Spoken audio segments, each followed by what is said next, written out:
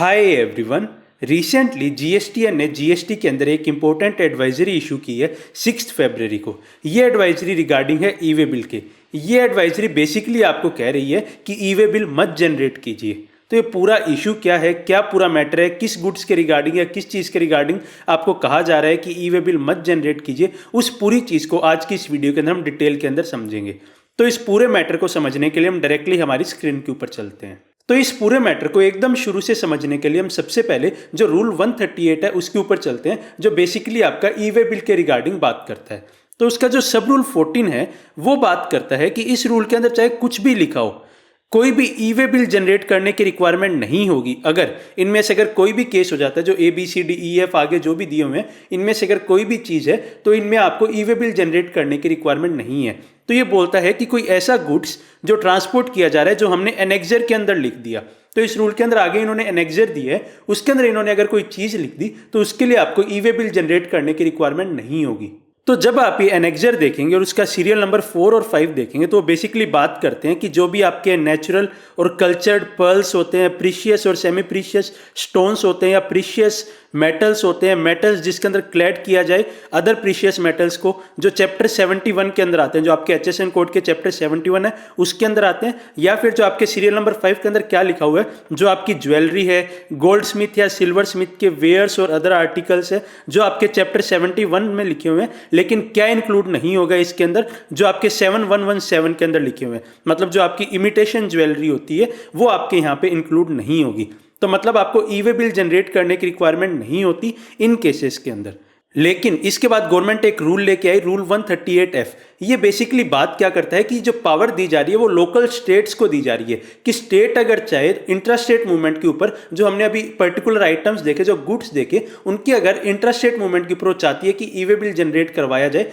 तो उनको ये रूल पावर दे रहा है। तो ये बेसिकली बात करता है कि जहाँ पे कोई कमिश्नर स्टेट टैक्स का या यूनियन टेरेटरी टैक्स का चाहता है कि इंफॉर्मेशन दी जाए इंट्रास्टेट मूवमेंट की, कौन से गुड्स के लिए, जो हमने सीरियल नंबर 4 और 5 के अंदर दिए हुए हैं, जो एनेक्जर है, जो रूल 138 के सब रूल 14 का जो एनेक्जर है, जो हमने अभी गुड्स देखे, उनके इंट्रास्टेट मूवमेंट के लिए अगर जो स्टेट के कमिश्नर है, यूनियन टेरेटरी के कमिश्नर है, वो अगर चाहें कि आपको इंफॉर्मेशन चाहिए, मतलब एक तरह से वो अगर चाहें कि हमें ई वे बिल जनरेट करवाना है तो वो करवा सकते हैं। लेकिन यहाँ पे इन्होंने बात लिखी कि जो कंसाइनमेंट वैल्यू है इस केस के अंदर वो आपकी 2 लाख रुपए से ज़्यादा होनी चाहिए। उन्हीं केसेस के अंदर जो आपके स्टेट के कमिश्नर है वो आपसे रिक्वायर कर सकते हैं। तो क्या ये सभी स्टेट्स के इंट्रास्टेट मूवमेंट के ऊपर यहाँ पे ये अप्लाई हो गया? तो ऐसा नहीं है। अगर किसी पर्टिकुलर स्टेट के जो कमिश्नर है वो अगर बोलते हैं कि हमें इन पर्टिकुलर गुड्स के ऊपर ई वे बिल जनरेट करवाना है, 2 लाख से ऊपर की वैल्यू का अगर आपकी कंसाइनमेंट वैल्यू है, तो उन्हीं पर्टिकुलर केसेस के अंदर यहाँ पे ई वे बिल जनरेट करने की रिक्वायरमेंट आएगी। और ये चीज़ यहाँ पे स्पेसिफिकली रूल के अंदर लिखी भी हुई है कि एज में be notified by the commissioner of the state tax.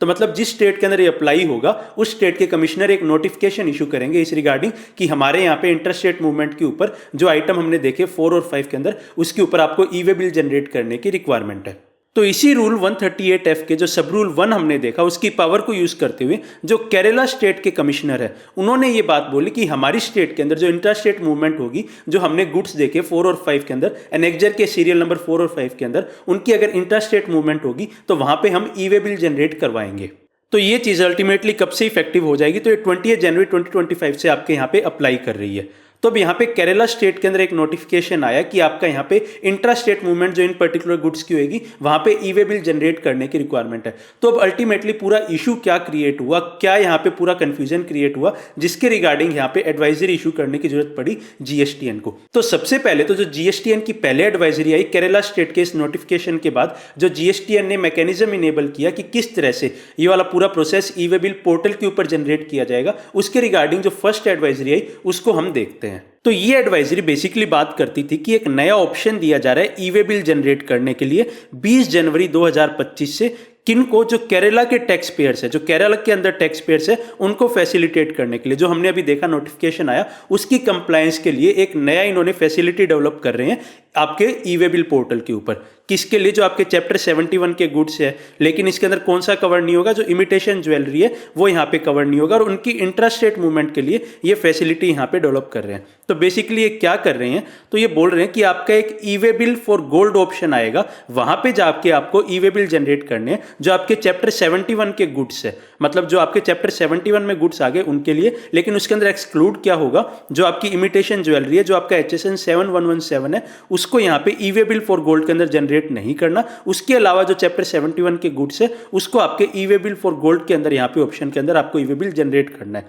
जो आपकी इंटरस्टेट मूवमेंट होगी इनकी, केरला पर्टिकुलरली ये केरला स्टेट की यहाँ पे बात कर रहे हैं। और जो आपके ई वे बिल जनरेट होंगे 7117 के, वो आपके जो यूजुअल ऑप्शन है ई वे बिल सिस्टम के अंदर, जैसे आप नॉर्मली और ई वे बिल जनरेट करते हैं उसी तरह से आप जो इमिटेशन ज्वेलरी है उसका यहाँ पे ई वे बिल जनरेट करेंगे। तो यहाँ पे ये advisory I particularly Kerala state के लिए यहाँ पे रेलिवेंट थी कि एक नया option E way bill portal पे आ रहा है, ई वे बिल फॉर गोल्ड, जिसकी केरला स्टेट के लोगों को अगर वो इंट्रास्टेट मूवमेंट करते हैं उस नोटिफिकेशन के अंदर अगर वो फॉल कर जाते हैं तो उन्हें यहाँ पे ई वे बिल जनरेट करने की रिक्वायरमेंट होगी। अब पूरा का पूरा इशू यहाँ पे क्या क्रिएट हुआ वो समझते हैं, जो फाइनल एडवाइजरी के थ्रू यहाँ पे GSTN ने समझाया है। तो ये एडवाइजरी रिसेंटली अभी 6 फरवरी 2025 को यहाँ पे आई है। इसके जो शुरू के पैरा है वो यही बात करते हैं जो हमने अभी समझा कि आपका रूल 138.14 क्या बोलता है कि इन पर्टिकुलर आइटम के ऊपर ई वे बिल जनरेट करने की रिक्वायरमेंट नहीं है।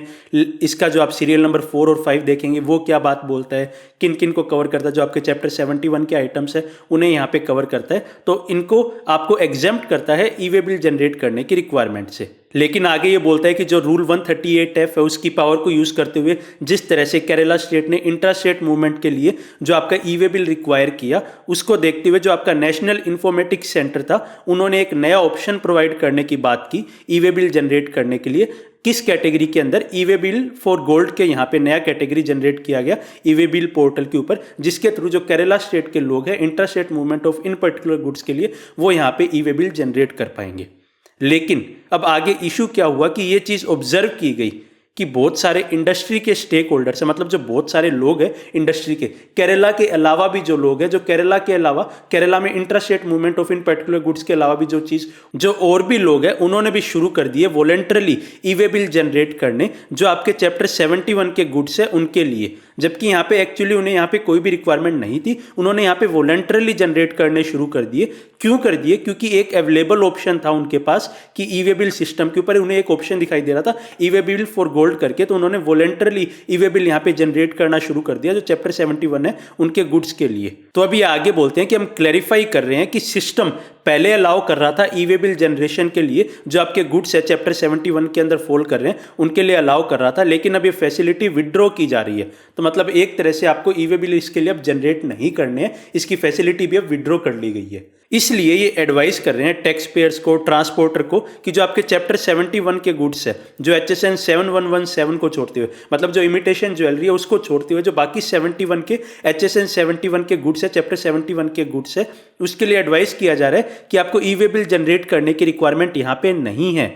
आगे ये बोलते हैं कि इट में बी नोटेड कि जो इंट्रास्टेट मूवमेंट हो रही है जो केरला स्टेट की है, सिर्फ केरला स्टेट के लिए जो इंट्रास्टेट मूवमेंट हो रही है उनको रिक्वायरमेंट है नोटिफिकेशन नंबर 10/2024 की वजह से जो हमने अभी देखा, उसके लिए सिर्फ आपको यहाँ पे ई वे बिल जनरेट करना है। तो बेसिकली नया ऑप्शन आया पोर्टल के ऊपर ई वे बिल फॉर गोल्ड करके, जो सिर्फ रेलिवेंट था केरला स्टेट के टैक्स पेयर्स के लिए जो इंट्रास्टेट मूवमेंट कर रहे थे, जो आपके सीरियल नंबर 4 और 5 के अंदर कवर हो रहा था एनेक्जर के, उनकी अगर इंट्रास्टेट मूवमेंट कर रहे थे तो वहां पे सिर्फ ये रेलिवेंट हो रहा था। लेकिन लोगों ने क्या किया, जो e way bill for gold option आया तो लोगों ने, जो बाकी स्टेट्स के भी लोग हैं या बाकी स्टेक होल्डर्स भी है, उन्होंने भी शुरू कर दिया यहाँ पे कंप्लायंस करना वॉलेंटरली। तो उसके लिए यहाँ पे GSTN को नई एडवाइजरी इशू करनी पड़ी कि यहाँ पे कोई भी जरूरत नहीं है, आप जनरेट मत कीजिए। तो आई होप आपको हमारे इस पूरे डिटेल डिस्कशन के थ्रू क्या पूरा यहाँ पे मैटर हुआ, क्या यहाँ पे प्रॉब्लम आ रही थी और लोगों ने क्या करना शुरू कर दिया, उसके रिगार्डिंग एक कंप्लीट क्लैरिटी मिली होगी। और आपको ये भी समझ आया होगा कि ये e way bill for gold option है वो किसे यूज करना है, किसे यूज नहीं करना, उसको लेके एक कंप्लीट क्लैरिटी GSTN ने यहाँ पे दे दी है। तो उसके रिगार्डिंग आपको भी एक कंप्लीट क्लैरिटी इस वीडियो के थ्रू मिली होगी एंड आई ऑल्सो होप ये वीडियो आपके लिए हेल्पफुल रही होगी। So finally thanks for watching and stay tuned.